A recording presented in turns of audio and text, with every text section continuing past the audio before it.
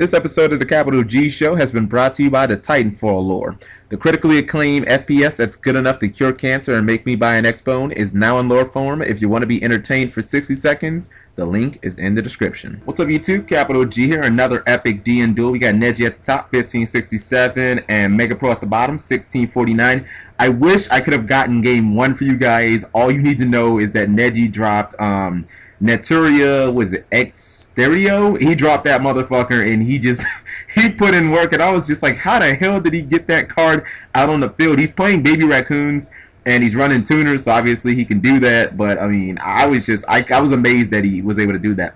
Alright, so let's see. Mega Pro opens with Windup Factory. He normal summons Rat, and then he's going to reveal Shark from his hand. That's going to trigger the Windup Factory, so he's going to be searching, and if he can get an Exceed off, then he can probably use that Rat too. So I mean, he's opening pretty good. Maybe we forgot that Windups is like a really good deck. I don't know. Alright, so let's see what he's going to do. He summons yet another Shark, and I'm guessing he's going to start changing those levels, because going into a rank 4 right now, probably not the best. So you see that he's going to turn both of his Sharks into level 3s, and he's going to exceed. Oh, if only Mighty, if only Mighty was available. But we have the next best thing, that's X-Saber Invoker. I know that Invoker can bring out the Wind-Up Dog from the deck, so he brings out the Wind-Up Warrior, and now he's going to use Rat's effect. Rat is going to get Shark back from the deck, and I mean, now he can go into like a rank 5 or something like that. I mean, he can still go into a rank 4, but you know, he can summon Tiris. What else is good? I mean, maybe Blade Armor Ninja. Those would be the best two as far as just going, you know, cards that have some protection. But both of those cards can be swallowed up by a one-on-one. But if he knows his opponent is playing Baby Racoons, it's pretty difficult for that deck to go into, you know, rank 4s. I think it's practically impossible, because I used to play the little Baby Raccoon deck, and again, outside of Ryo, they don't really main any level 4s. You know what I mean? Like you have to like synchro into a level 4 and then summon Ryo, and then you could make 101. So if he goes into Armor Ninja or Tiris, I could see those holding up.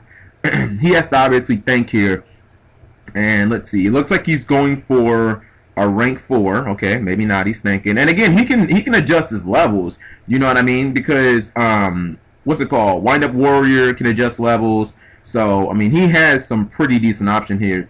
And he's actually going to change his mind. He's going to go into a rank 4 using Rat and Shark, and he brings out Mecha equipped Engineer, which is, it's a pretty good card. Basically, you can take any attack monster, you can trigger its effect, you put it into defense mode, and then it can't be destroyed by battle or effects. So he fires back, Neji fires back with Obedient School, and I was like, man, if either one of these guys opened with Max C, they would have had like 50 fucking guards, because that's one way to beat the Windups, and it sure as hell beat Obedient School. So he brings out the Windup Kitty, he brings out Key Mouse, and then he brings out Little Baby Pompoko.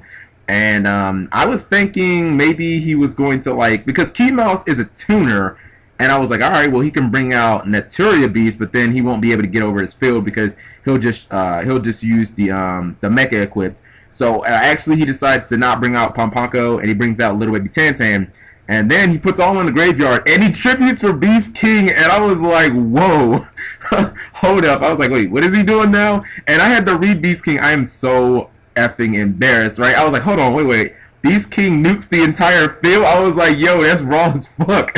And I'm embarrassed because like 2 years ago, maybe not, it was like a year and a half, I top 8 at the regionals with TG Stud, and I ran 2 copies of Beast King.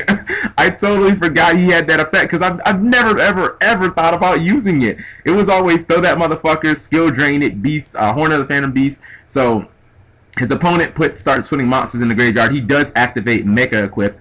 And then he's like, nah, dog, you lose your back row too. And you see he loses Wind Up Factory and Soul Drain. And I'm chatting with my guy, Chaos Knight. I'm kind of surprised that he sided in Soul Drain against Baby Racoons. Like, it hurts Key Mouse, but not anything else in the deck. Alright, so anyways, his opponent, Mega Pro dualities for, I believe that was D-Fissure, Wind Up Shark, and Dimensional Prison. Okay, yeah. D-Fissure, Wind Up Shark, and D-Prison. He decides to take the D-Prison I guess he took the D prison in case, you know, he tries to attack over the Mega equipped, and he's gonna summon Ryo. So I mean, he's pretty good because if the Mega, if he attacks, then he can D-prison him, and if somehow he gets around the D-prison, he can just use Mega equip to protect the Ryo anyway. So he's in really good position. Now that Beast King play was fucking super legit. I have never seen anybody actually do that. So he goes in for attack. Neji goes in for attack. He attacks the Ryo. He uses D-prison. Then he chains Lance, and I was like, oh, okay, so he's got answers for the D-prison, but I was like, wait, he can still use Angier to protect the Ryo. And his opponent, Neji, is thinking, he's like, all right, okay. And I'm like, what does he have up his sleeve? And then he plays Phoenix Chain like a boss, and I'm like, oh shit. I mean, this dude's got fucking stacks on stacks of answers for his opponent's plays, you know what I mean? Like, you're fighting against a 3000 Beast King. At this point, you are completely on the defensive. So Ryo goes down. He's going to eat 300 damage because of the Lance taking 800 away. He summons Pampako. Pampako's going to get Baby Tantan. And, I mean, from here on out, it looks like he'll just coast to victory. You know what I mean? He's already used Engineer twice. So Engineer's just sitting on the field. No effect. Really can't do anything. And if he doesn't get that Tantan off board, he's going to have a very bad day. He upstarts. He draws a card. He's going to give his opponent quick 1,000 life points. And if I'm Neji right now, I'm feeling great about my position. My cards in my hand can be bad as far as I'm concerned. I don't care because I have complete board presence. And not only do I have a 3k beater on the field, your 1800 is null and valid because of my Phoenix Chain. I can get over it anyway. But then on top of that, if you don't kill one of these level 2s, I'm going for a rank 2 XC play. So I'm going to bring out my baby Raccoon XC, my little Dracosack nigga. I'm going to start making tokens, and those tokens are going to be real as fuck because they're going to be 3000 attack. That is so legit. So let's see if Mega Pro can somehow fight his way out of this with just 2 cards. I mean, he has to think of something really, really fast. So yeah.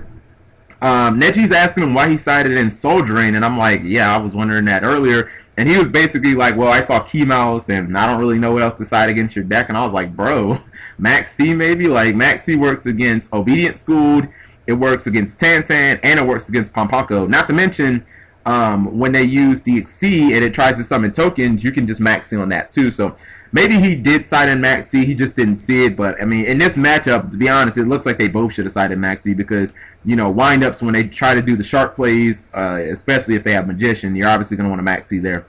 Alright, so he summons Windup Shark, and I'm like, okay, I really hope you got something else to go with that Windup Shark. And he flips over his Windup Factory. He's going to make his Shark level 3. And he's going to search a Windup from his deck. Unfortunately, his follow-up play isn't great because, you know, he searches a Windup Rat, but it's not like he can summon it. Now, here's where he can mount a little offense. He takes down Pampako with a Windup Shark, but then he puts Engineer in defense. I think that was a really big mistake because here's the thing. Yeah, he was going to flip Tantan anyway, and I'm pretty sure he's going to bring out Mythical Beast, and he's going to try and blow up your Windup Factory. So it's better if you just would have ran over Tantan during your turn. At least he wouldn't have been able to go into the rank 2 XC. So I would have just went ahead, because you were going to lose the Windup Factory anyway, so, you know, why not lose it on your turn and not have your opponent bring out the XC? You know what I mean? So Mythical Beast comes out, it blows up the Windup Factory, so that's gone. And now he's going into a rank 2. He brings out the baby Raccoon. I don't know it. I don't know how to pronounce its name. It's like Sedeku or some shit like that. Anyways, I know it's basically like Dracosack. He brings out a token, and I'm chatting up with Chaos Knight. I'm like, yo, this dude just summoned the baby Raccoon XC, and he has a fucking 3000 token. That's so legit, right? And then he sets a monster. So let's see. Now he's just going to town on him. You know, Beast King and the token can both run over his field. He can put in for 1,000 damage. I'm not sure if I would have set that monster. Like, setting the monster doesn't really help it doesn't help advance your game state or anything like that. Like, you have the game so simplified right now. Outside of like Dark Hole, I mean, you're probably sitting pretty. But let's see if Mega Pro can actually fight his way back out of this. Again, I really wish I would have been able to get game 1. That's the one thing about fighting these random matches on DN is Sometimes I find them when they're in the middle, so I tend to only want to record if it's game 2. If it's game 3, then I don't really like to record that, because unless it's like completely epic, you know. But I really try and get at least 2 games when people have sided in their cards and stuff like that. I just feel like it's a better demonstration of the match, and you know, we just cross our fingers and hope that epic shit happens. And again, sometimes when you go into you know, around the 16 to 1300 ratings, you see really good players, but you see not just, you know, you don't see just Bujin, Water, Fire, and Gears. Like, you see all types of creative decks down here. So it's like, you know, I get to see all types of crazy shit like this. I mean, I really want to know how he summoned that Neteria Exterio. I don't know if he dropped it turn 1, but all I saw is he had that card on field, and his opponent had he had like 7 cards in the graveyard, and I was like, oh my god, he can just negate everything. Alright, so anyways, back to the duel. Mega Pro summons Windup Rat. Windup Rat is going to trigger, and let's see what he's going to try and get. He can get Shark, and he can go into, you know, a rank 4 play, or he can get Warrior and do the same thing. Now, here's the one good thing. He can actually go into Excition Knight, and that's exactly what he does. He has way less cards than Nechi does, and he goes into Excition Knight, and he's like, oh, you blew up my field? I'm going to blow up your field. Fuck you. So, basically, the favor has been returned. Fields have been getting torched here, and, yeah, it looks like Nechi's going to lose his entire field. And now you see just how powerful Excition Knight is, and why I think that should have never become a card. Like, now the duel has been completely swung open. I don't know if you guys have ever played Baby Racoons. They're not a top decking deck unless you're playing Junk Warrior. You know what I mean? So anyways, Nechi is kind of backpedaling. He is just setting cards. Mega Pro plays Dimensional Fissure. Nechi just sets another card. He has 2 cards in his back row.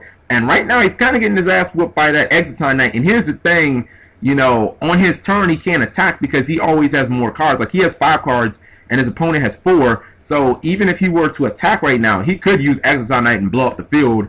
You know what I mean? Although he would have cards in hand, as his opponent wouldn't. So he attacks with Exciton Knight again. Mega Pro does, and he's taking what was that? 3 shots to the face. So that upstart is actually coming in handy right now. And you're going to see that Nechi is he's going to set a card in his back row. He's going to set a monster. Unless that monster is Raikou, I'm guessing that he has nothing to fear, Mega Pro. Mega Pro is going to attack. Let's see what happens. And that is what? The light hex sealed? Yeah, that's the light hex sealed. Okay, so that's the way he made Exterio in the last game. Okay. So that makes sense. Anyways, Mega Pro has a completely loaded up graveyard. And Nechi's going to summon Pampako.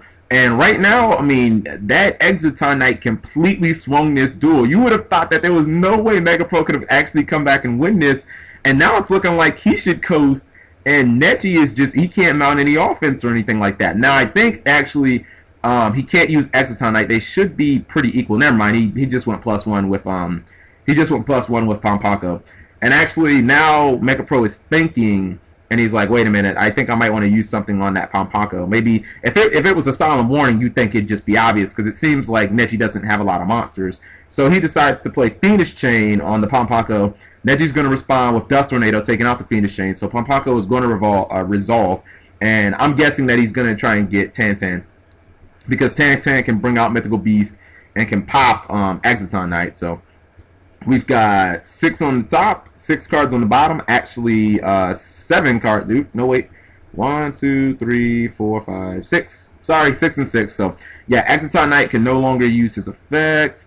Let's see. He's going to run over Pampako.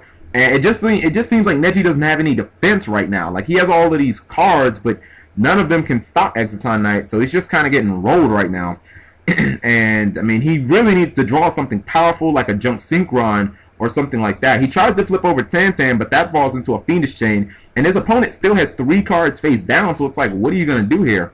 And he summons, what is that, Fabled Beast, Cerberus. And I'm like, okay, what are we going to do here? He sets 1 card in his back row. He sets a second one in his back row. And I thought he was going to go for the Exceed. But no, he goes for, what's it called? He goes for the fabled unicorn. I'm like, oh shit.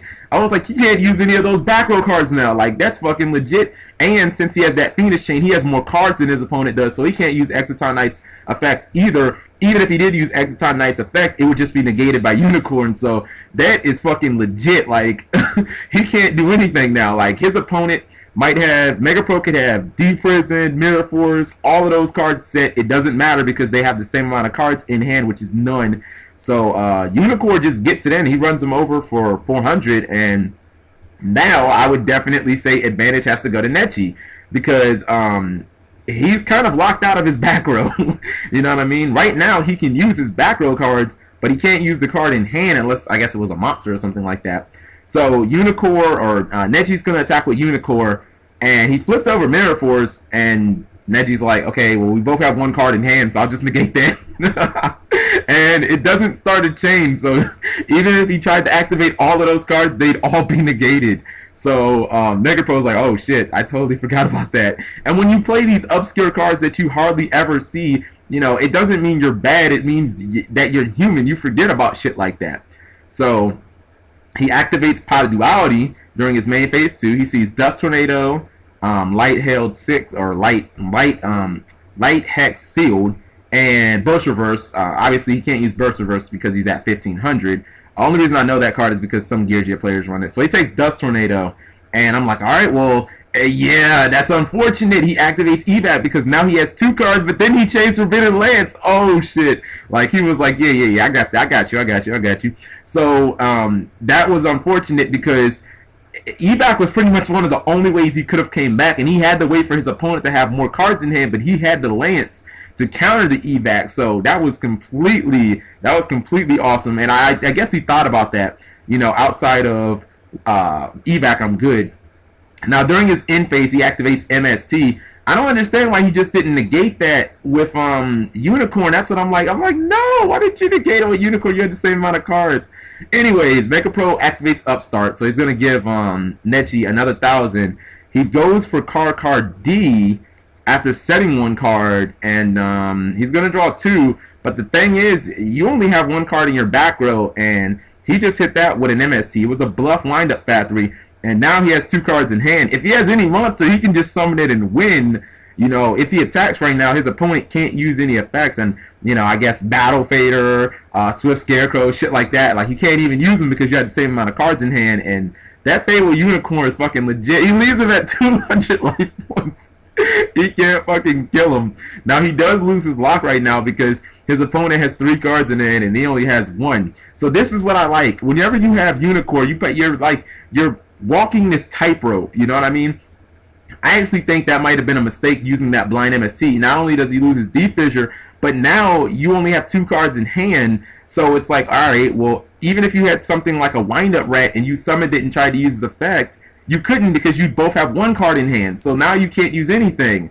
So he ends up setting 1. He should have just set the MST and made it so that he could, like, use his cards again. So Neji's like, I give no fucks. I'm just going to keep attacking. And he runs over Wind Up Rabbit. He sets 1. And he has Mega Pro locked. Any card that Mega Pro draws, he can't activate because he has 1 and his opponent will have 1. So he can't use Dark Hold or shit like that even if he top decks it. And Nechi's just like, I'm going to keep going in and I'm always going to leave 1 card in my hand so that you can't Dark Hold me. And it's working out so far. I mean, granted, he keeps drawing monsters, but I mean, those monsters are going to run out eventually. He finally leaves 2 in his hand. Mega Pro top decks an Upstart Goblin, and then he just scoops it up knowing that I guess he didn't draw a monster. So that was an amazing duel. I mean, we saw Fabled Unicorn. We saw Beast King actually get his effect off, which I completely forgot he had. We saw 3,000 tokens. We saw Exciton Knight, and again, had we saw game 1, you guys would have been able to see Naturia Exterio. That would have been pretty dope too. So let me know what you guys think. Thank you for watching. Hopefully you enjoy these crazy epic duels, and take care.